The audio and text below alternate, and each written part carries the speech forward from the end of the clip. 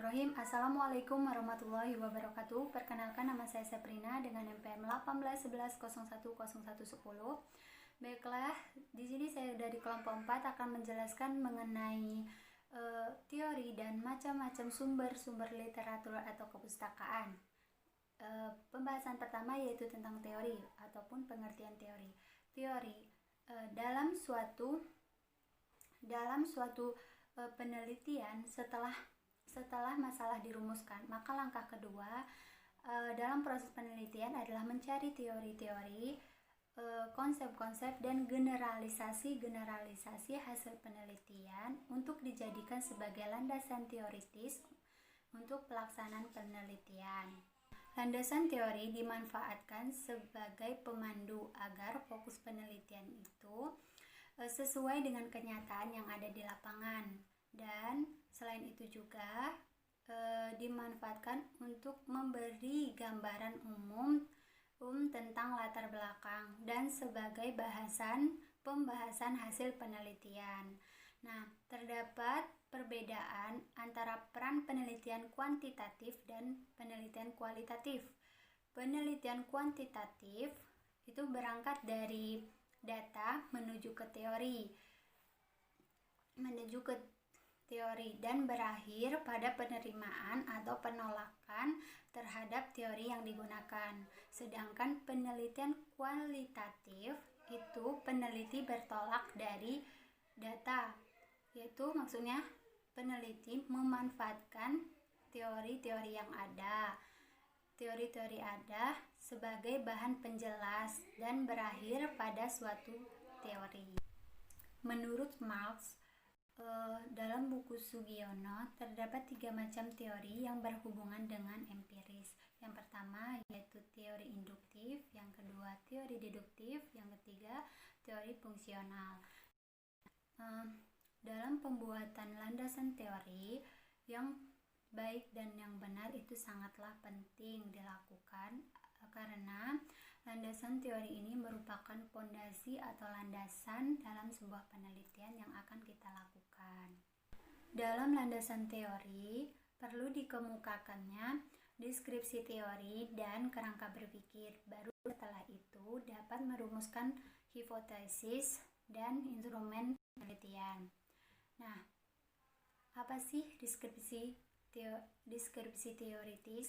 Deskripsi teoritis dalam suatu penelitian merupakan uraian sistematis mengenai tentang teori-teori dan hasil penelitian yang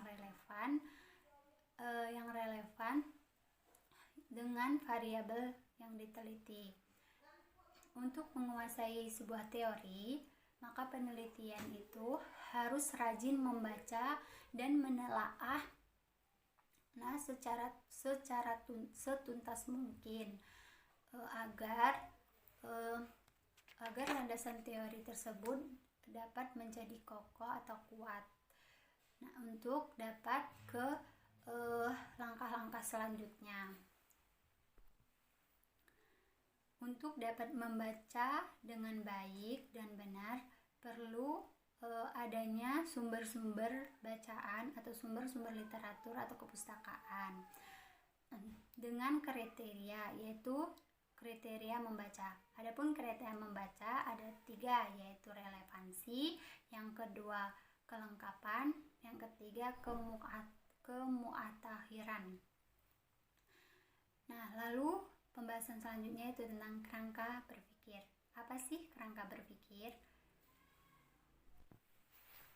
Kerangka berpikir atau kerangka teori merupakan model konseptual tentang bagaimana teori itu berhubungan dengan berbagai faktor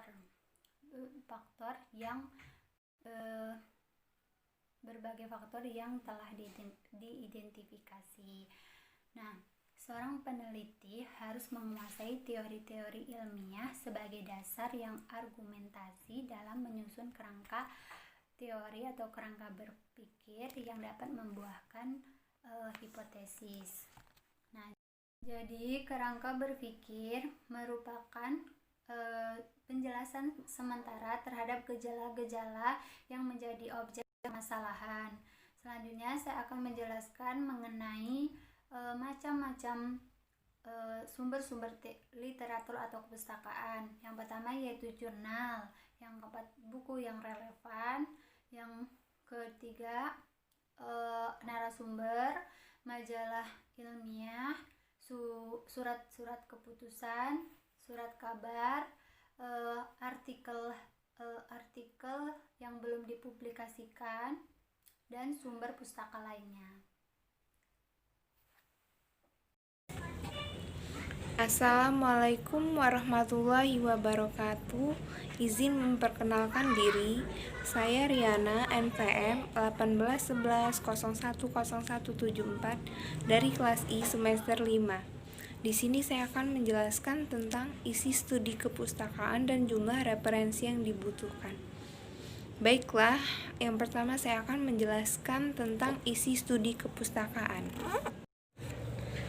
Isi studi kepustakaan. Isi studi kepustakaan dapat berbentuk kajian teoritis yang pembahasannya difokuskan pada informasi sekitar permasalahan penelitian yang hendak dipecahkan melalui penelitian. Misalkan, jika seorang peneliti hendak mengungkapkan tentang pengaruh prestasi belajar, dapat dilihat dari faktor-faktor hubungan anak dengan orang tua, pekerjaan orang tua, dan status orang tua. Maka peneliti dapat melakukan studi kepustakaan yang berhubungan dengan teori sosiologi, teori psikologi, pendidikan anak, serta hubungan sosial sekitar kegiatan anak dalam keluarga, peran orang tua, dan jenis pekerjaannya. Sedangkan materi dapat diambil dengan sekuensi yang sederhana menuju yang kompleks, atau yang langsung berkaitan dengan masalah yang sedang menggenjala saat sekarang. Dan hasil studi kepustakaan atau telaah kepustakaan akan merumuskan kerangka pemikiran atau landasan teori untuk penelitian.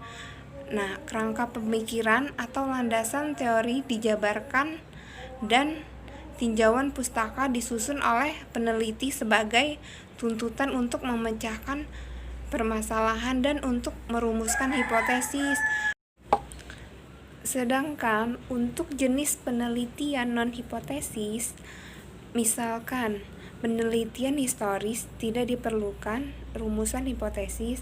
Dalam hal ini dijelaskan hubungan antar variabel atas kajian teoritis dan penelitian sebelumnya. Selanjutnya, jumlah referensi yang dibutuhkan.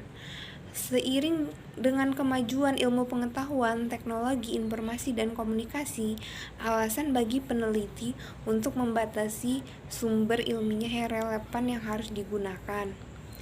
Dalam hal kuantitas, referensi yang digunakan tidak ada batasan, tetapi dalam hal kualitas ada batasan, yaitu 80% dari seluruh referensi berasal dari jurnal ilmiah. Ada beberapa institusi pendidikan yang membuat batasan minimal referensi ilmiah yang digunakan. Misalnya, setiap variabel harus diambil dari sekian referensi.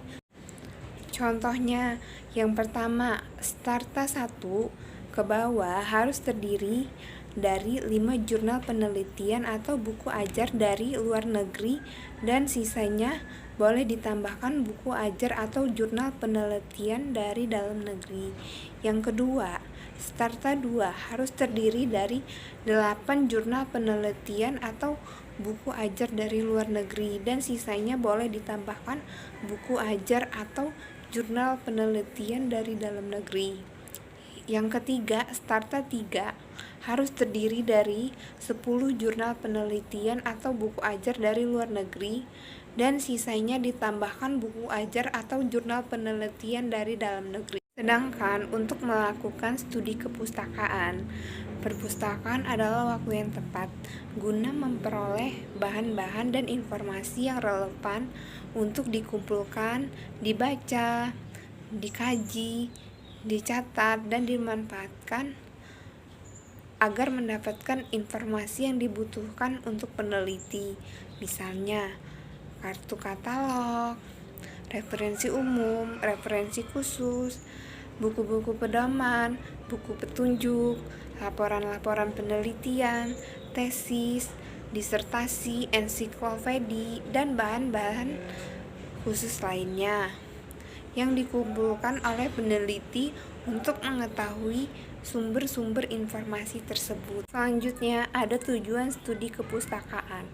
Tujuan studi kepustakaan yaitu mengumpulkan informasi-informasi yang lebih khusus tentang masalah yang sedang diteliti, memanfaatkan informasi yang ada kaitannya dengan teori-teori yang relevan dengan penelitian yang sedang dilakukan. Selain itu, penelitian akan lebih ditunjang baik oleh teori-teori yang sudah ada maupun oleh bukti-bukti nyata, yaitu hasil penelitian, kesimpulan, dan saran. Baiklah, sekian penjelasan dari saya.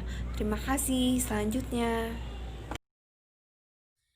Bismillahirrahmanirrahim. Assalamualaikum warahmatullahi wabarakatuh. Perkenalkan, nama saya Kak Febiana dengan NPM 1811010234. Baiklah, di sini saya akan melanjutkan materi yang telah dijelaskan sebelumnya oleh teman saya. Di sini saya akan menjelaskan tentang penulisan dan penyusunan landasan teori. Nah, di dalam penulisan dan penyusunan landasan teori menurut Hadis Tabari Yunus itu ada 4. Yang pertama itu nama pencetus teori, yang kedua yaitu tahun tempat pertama kali, yang ketiga itu uraian ilmiah teori, yang keempat yaitu referensi teori, upaya penelitian mencapai tujuan penelitian. Selanjutnya itu terdapat beberapa hal yang perlu untuk diperhatikan oleh seorang peneliti dalam menyusun landasan teori. Yang pertama yaitu sebaiknya kerangka teori memakai acuan yang berkaitan dengan masalah yang sedang diteliti. Yang kedua itu penulisan dari subbab-subbab. Yang lain harus tetap mempunyai hubungan yang jelas untuk memperhatikan pada penulisan pustaka. Yang ketiga itu mendapatkan hasil penelitian yang baik, dan seterusnya. Selanjutnya yaitu